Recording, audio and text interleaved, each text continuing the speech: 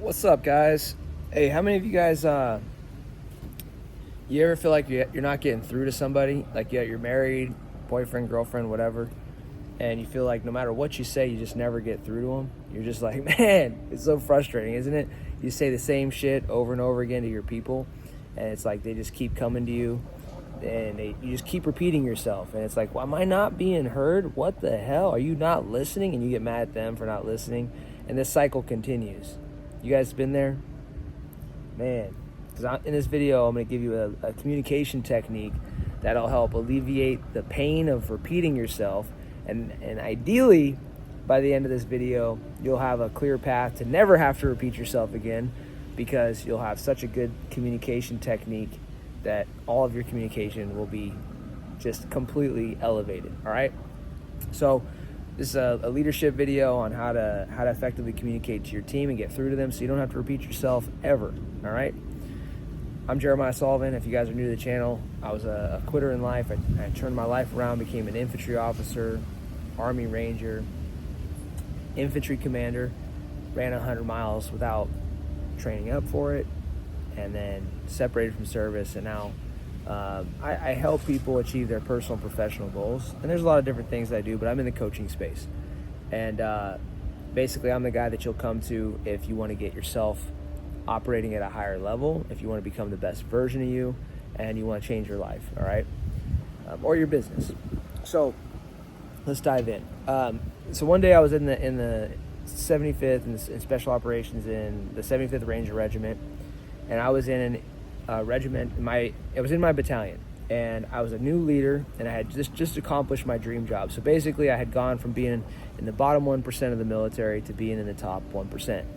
And I remember I was really eager to learn, man. I was like excited to be there, and honestly, I felt a little bit like an imposter. How many of you guys, maybe you have a business, or maybe you're a new parent, and you feel like an imposter? You feel like you're not going to be able to succeed at the duty that you have.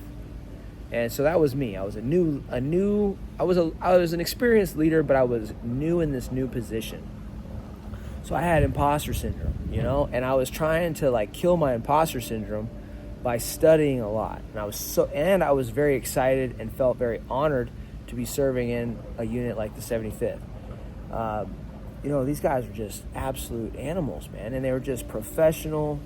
They were disciplined. They had some reckless behaviors from time to time, but it was a dream job, man. And I was so proud to be part of an exceptional organization. And I was proud of myself for sticking to the path for a very long time. It took me almost basically 9 years before I could apply to get in to the 75th, because I had taken the enlisted route. Well, anyways, bringing this together. So communication. When I got into the infantry officer pipeline, I learned that my job as a leader, which is your guys' job too. All of you guys are leaders, all right?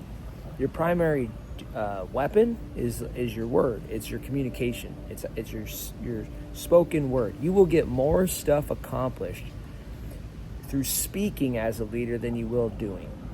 Because when you're a leader, you have a team. So at first you're just going to lead yourself. And then after you lead yourself, maybe you get a girlfriend or a boyfriend, you get a husband, wife, then you get kids, and your influence starts expanding. You start being responsible for the people around you. And then you get inside of a company, or maybe you're building one, and then your team grows. Well, when you get to that spot where you realize that your work ethic is not enough, you have to become a leader to start getting stuff done. And that's when your influence, that's when your impact really changes. Your impact before you actually own the title of leader is very minimal. You only affect a few things. But once you get to that spot where you have people that you're responsible for, your impact changes tremendously.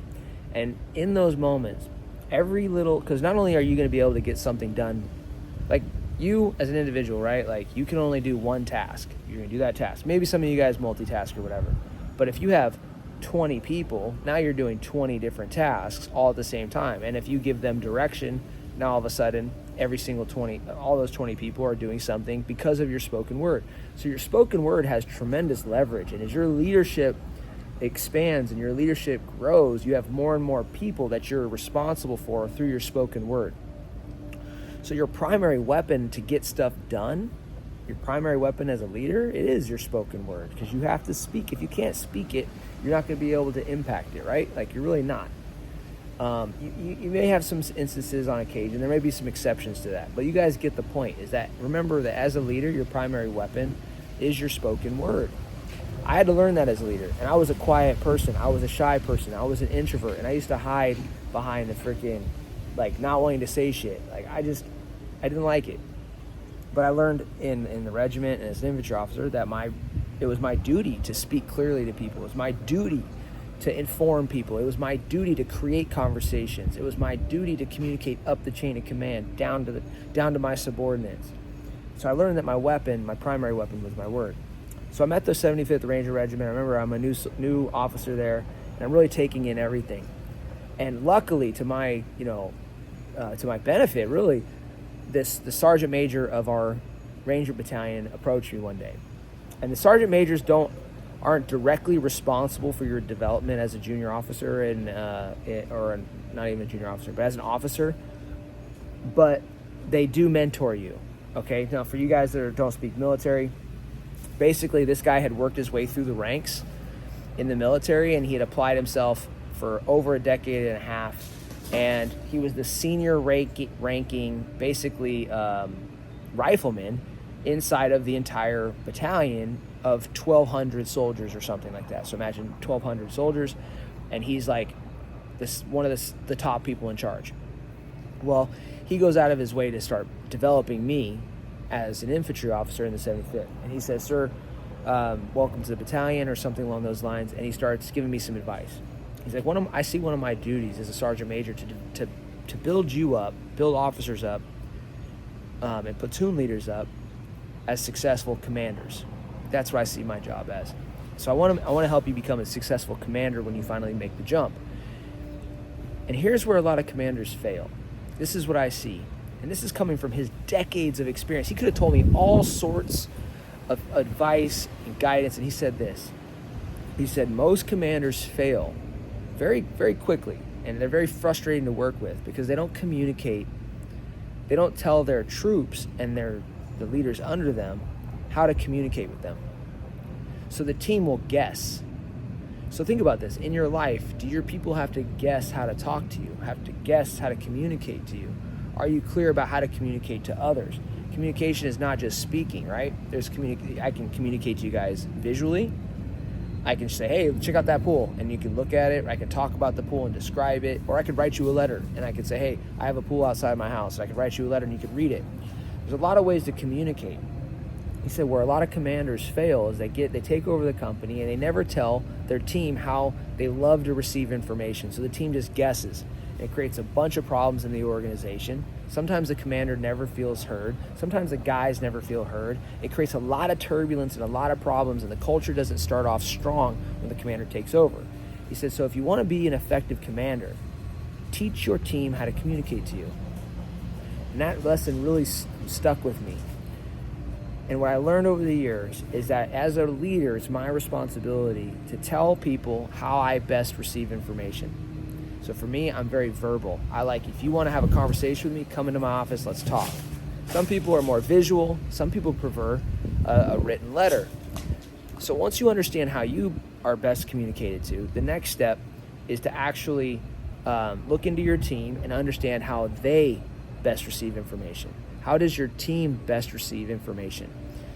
My wife, she loves the written word. So if I want to get through to her, sometimes we can have a face-to-face conversation. I'm talking, and I'm feeling very passionate. I'm very involved in the conversation. It's like, but I'm not getting through. But if I write her a text and I send her over that text, it's like, boom, it resonates immediately. Every word has a ton of meaning to her. She reads every little letter, and it gets through. She feels it, and she writes me back, and she has an easier. For me, I've noticed she'll respond, and it's easier for me to understand what she's saying because she's more thorough, she's more diligent, she explains more. And maybe some of that is because I'm not I'm not in a spot where I'm stunting her communication. So there's that side of it as well. But the point is, I notice that if I really want to get through, written is a great way to get through to somebody on my team, somebody very important, which is my wife. So inside of your organization, you guys, I was coaching an executive earlier, and this lesson really stood out to them, so I wanted to pass it along to you guys, is teach your team how to communicate to you. And then look into your team and teach yourself how to communicate to them. That's today's message, and by communicating, you guys will alleviate so much tension. You'll stop repeating yourself, and not only that, but you'll become 10 times more effective on the battlefield, right? So, hey, I appreciate you guys. I hope you found this useful. Apply it. If you don't have a team, like maybe it's just your wife, or maybe it's just maybe you got your mom, your dad, whatever. But apply this. Apply today's lesson. And if you guys liked it, drop a comment down below. I'll see you guys there. Conquer all.